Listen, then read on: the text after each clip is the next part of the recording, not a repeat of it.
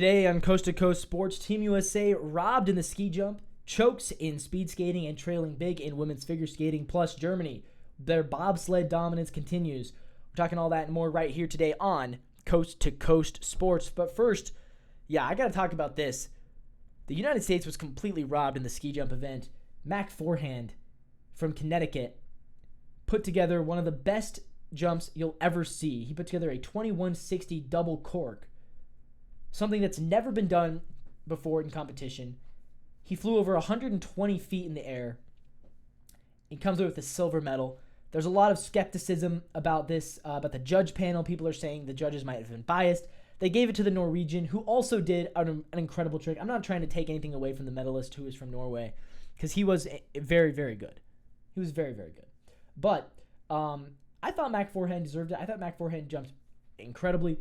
Mac, to his credit, has been a trooper through all of this. He actually just gave an interview and talked about why he actually doesn't think he was robbed, and he stood up for the judging panel.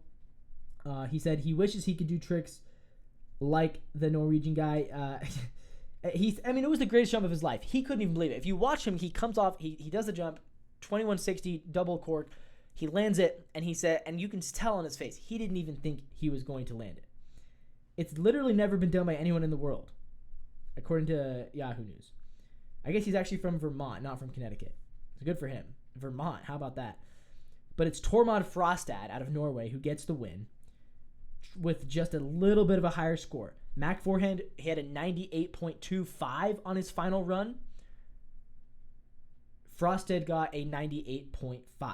His final trick, 3 flips, 6 full rotations. It was just that was what Forehand did.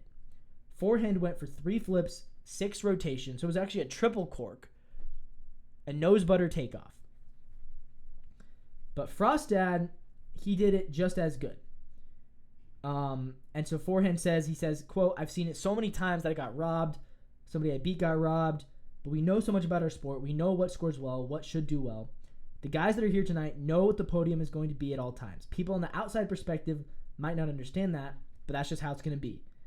And, judge sports, like in figure skating, it's the same way. The level on Tuesday was so high, particularly among the top 6, there was practically no separation. Pretty much, yeah.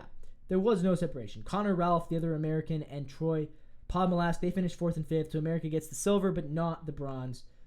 And it is Norway who comes away at the top of the medal. So, I don't know. Personally, I do think Forehand got robbed. But, I'm proud of him for taking it. That's the thing. It's like how you respond to this sort of thing really matters. Like when Ilya Melinin didn't win, and his response immediately was, "Man, they should have sent me to Beijing. If I had only been at Beijing, I wouldn't have done this." And he kind of came off a little bit annoyed, a little bit frustrated. Forehand loses, and he's like, "You know what? I get it. The judges got it right. I have to give him credit. Got to give credit to Frostad. He had a great jump as well. And it is what it is." He took it. He wore it like a pro. He's a silver medalist. He'll probably be back. And I hope he does win eventually at the Olympics, because he is incredible. And those ski jumpers, my goodness. The announcer described it best. The announcer said, "Are these people insane?" And I say, yes. I think you have to be a little bit insane to succeed at ski jumping. And this is not the distance jump. This is the big air where your whole thing is to do tricks. You have to be a little bit insane. A, you have to be insanely talented to succeed at it. But B, you have to be a little bit mentally crazy, I think, to even want to do that in the first place. It's incredible what they're able to do. I can't believe it. I'm over here. I can't even land a 360. And these guys are doing 1980 triple corks. It's amazing. It's amazing. It's amazing. I love watching it. It's so fun to watch. Now, unfortunately for Team USA, despite the choke in the big air ski jump, there was an opportunity for a medal in the team pursuit figure skating. Team USA has the world record in this event. They sent out their 3 top guys for the team pursuit. They won the semifinals by a lot, and they're going up against Italy in the finals. And it was one of those races where, unfortunately, I could just see what was going to happen. The United States, the favorites to win it, the world record holders, they were out to the lead. They led by almost a full second with about 6 laps to go. And the announcer said, "We got to see, does Italy have anything left in the tank?" And in their home country, in their home ice rink, Italy delivered.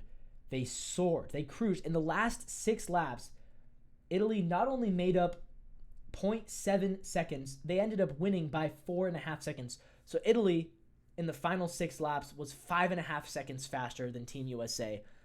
It just looked like Team USA ran out of gas. But they choked. I mean, honestly, it's as simple as that. To me, they choked. They weren't robbed of anything because they had it. They had 6 laps to go. They still, in fact, they led with 4 laps to go. And they were tied with 3 laps to go. And the final 3 laps, Italy was 4.5 seconds faster. Team USA ran out of gas. It's as simple as that. Congrats to Italy, obviously, a great win. And it makes sense, you know. And again, it demonstrates how much the home field matters, because I think having your home crowd to cheer you on and having the fact that it is in your home country, I think that's huge. I don't even think we realize how big of a deal that is to get to do it in your home country. But for Team Italy, it's a great win. For Team USA, it's the sort of thing where you go home saying, what the heck happened? We had it, we were up, we were leading, and we have the world record. And we couldn't get the job done when it mattered most. It's tough. On the women's side, there's also an upset. Not a truly crazy upset. Not as crazy as Italy. I mean, Italy was not supposed to make the finals. They were not supposed to win. On the women's side, Canada against the Netherlands. This was a really hyped up matchup because the Netherlands is the favorites and they are the best country at speed skating. We know this. Somehow the Netherlands is just insanely good at skating. But Canada, they won the gold in the last Olympics, and they came back with a very strong team again in 2026. So Canada versus the Netherlands was the big matchup for the women's speed skating team pursuit. And Canada took it home. Canada actually cruised to a pretty comfortable win over the Netherlands. The Netherlands led for most of the time, very similar to the USA. But Canada turned it on at the end, and they just took off. It was incredible watching them finish. And it's funny how this sport has evolved, because now they go right in a row, and they literally hold on to each other. They're like pushing each other to go faster, faster, faster. It's a new version of the sport. Back in the day, they didn't used to do that. They didn't used to have all the constant contact between the teams, but now they do. And yeah, I mean, a really impressive performance from Team Canada. They defend their gold medal. They take down the country that has been the most dominant country at this sport for decades now, which is the Netherlands. And it's dominance for the red and white. So good on Canada. The USA men could not pull it off, but the Canadian women did. So North America does get one team speed skating medal out of these Olympics. The Netherlands end up with the silver. And again, the Netherlands it's silly how good they are and how dominant they are at speed skating. Meanwhile, moving over to the figure skating side of things, the United States doing all right in the short program. For the women's side, the men's are done. The women's now trying to get one more medal for the United States in the figure skating. It's a 20-year drought for the women American skaters, and Alyssa Liu has the best chance. Alyssa Liu in 3rd place after the short program. She was the first American to take the ice. We had 3 Americans out there. It was a very cool there. They're called the Blade Angels. I guess they're all friends. Amber Glenn, Alyssa Liu, and Isabeau Levito. They call themselves the Blade Angels. They actually had a really cool intro video that Taylor Swift put together. That's awesome. And at the end of the day, it was Alyssa who put together the best program. She's opening skater of the 5th and final group. She is the reigning world champion, so I think she probably has the best opportunity at medaling for Team USA. Isabeau Levito, she ended up in 8th place. She turned in a very clean routine. She's very young. I think she's only 18 years old. Very graceful, but I think she does have some work to do as far as getting a little bit more difficulty level in her program. Amber Glenn did not do very well. She ends up in 13th place. She bailed on a triple loop, didn't get any points on that. It was an invalid element. So unfortunately for Amber Glenn, her chances at an Olympic medal might be coming to an end here, which is kind of sad. Levito, I think, did better than people thought. I don't think anyone thought Isabeau Levito would be in the top 10 when it was all said and done. But it's Alyssa Liu, the girl on the left, who has the best opportunity at medaling for Team USA. The finals for that happening later today, so it'll be interesting to see what goes on there. I'll probably have a recap of that when it's all said and done. Rooting for Lou, and also rooting for Levito. Levito's very likable. She's done some really nice interviews. She seems like a very, very talented young skater. I just think she needs to get a little bit more difficulty in her program. Amber Glenn seemed like they were hyping her up as the favorite, which is interesting because Lou is the reigning world champion. And for some reason, everyone was kind of hyping up Glenn, though, as she's the favorite. She's the one who's going to get the job done. And she didn't really do very well, but Lou did. And so, yeah, again, we'll have to see the free skate, see how it goes. But right now, if the Americans are going to medal, Alyssa Liu probably has the best chance. Although we've seen crazier things happen. The guy who won for the men was in, I think, 6th place after the free skate, and he ended up in gold. So you never know what will happen in the final event, in the final round.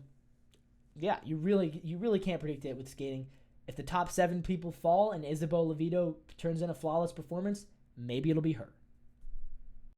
Lastly, I think a congratulations is in order for Team Germany, as they have swept the 2-man bobsled podium, all 3, the gold, silver, and bronze coming out of Germany. Johannes Lochner winning the gold, Francesco Friedrich taking the silver, and Adam Amor taking the bronze.